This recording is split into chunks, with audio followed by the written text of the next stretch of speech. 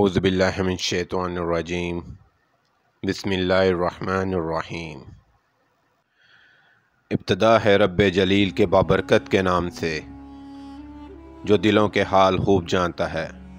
Unique اسلام info کے معزز خواتین و حضرات، دیکھتی آنکھوں اور سنتے کانوں کو معریب کا سلام پہنچے۔ ناظرین، آج کا جو قصہ ہے یہ محبت بھرا واقعہ ہے۔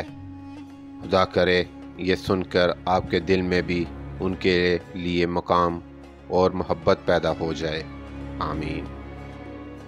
امام ابو سیری رحمۃ اللہ علیہ کو اپنے زمانے کے معتبر عالم دین، شاعر اور شاہرہ آفاق ادیب تھے۔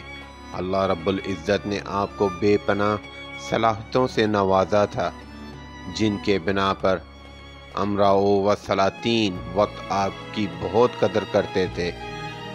ایک روز جا رہے تھے کہ سر راہ خدا کے ایک بندے سے ملاقات ہو گئی۔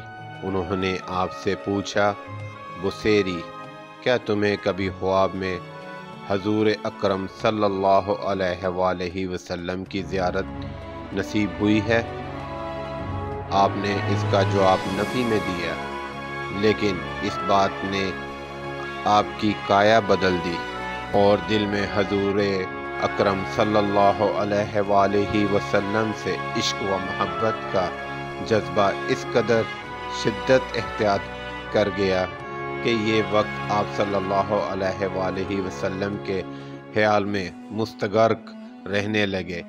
اسی دوران میں آپ نے چند نعتیہ اشعار بھی کہے۔ پھر اچانک ان پر فالج کا حملہ ہوا، جس سے ان کا آدھا جسم بیکار ہو گیا۔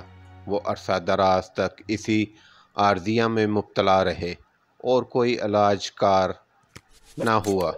اس مصیبت میں و پریشانی کے عالم میں امام بوصیری رحمۃ اللہ علیہ کے دل میں خیال گزرا کہ اس پہلے تو دنیاوی حاکموں اور بادشاہوں کی قصیدہ گوئی کرتا رہا ہوں، کیوں نہ آقائے دو جہاں صلی اللہ علیہ وآلہ وسلم کی مداح میں ایک قصیدہ لکھ کر اپنی اس مرض لادوا کے لیے شفاعت طلب کروں۔ چنانچہ اس بیماری کی حالت میں قصیدہ لکھا۔ رات کو سوئے تو مقدر بیدار ہو گیا اور خواب میں حضور اکرم صلی اللہ علیہ وآلہ وسلم کی زیارت سے شرف یاب ہوئے۔ عالم خواب میں پورا قصیدہ آقا کائنات صلی اللہ علیہ وآلہ وسلم کو پڑھ کر سنایا۔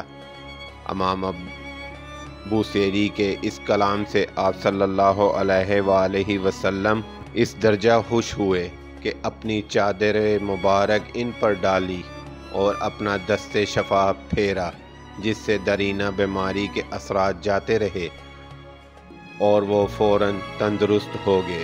اگلی صبح جب آپ نے اپنے گھر سے نکلے تو سب سے پہلے جس شخص سے آپ کی ملاقات ہوئی وہ اس زمانے کے مشہور بزرگ حضرت شیخ ابو رجا تھے۔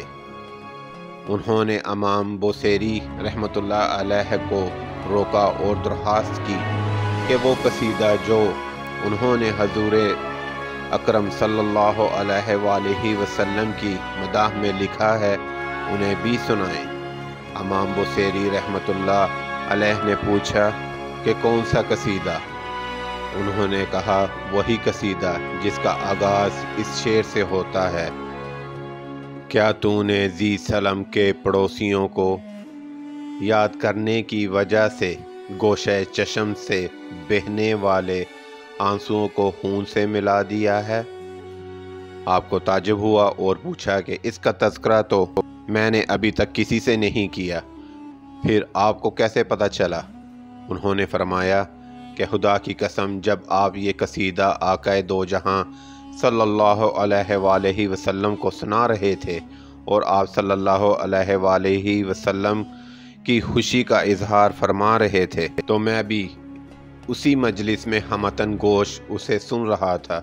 اس کے بعد یہ واقعہ مشہور ہو گیا اور اس کے قصیدہ کو وہ شہرت دوام ملی کہ آج تک اس کا تذکرہ زبان زد خاص و عام ہے اور اس سے حصول برکات کا سلسلہ جاری ہے۔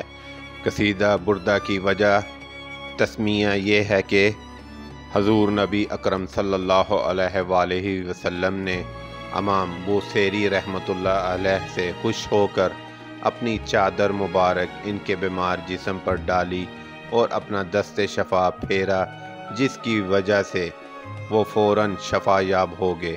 لہٰذا اس چادر مصطفیٰ صلی اللہ علیہ وآلہ وسلم کی نسبت سے اس قصیدہ کا نام قصیدہ بردہ مشہور ہوا۔ سبحان اللہ۔ مزید ایسی ویڈیو دیکھنے کے لیے ہمارے چینل کو سبسکرائب ضرور کریں۔ آخر میں اپنا دوستوں، رشتہ داروں اور گرد و نواح لوگوں کا سب کا خیال رکھیں۔ اللہ حافظ۔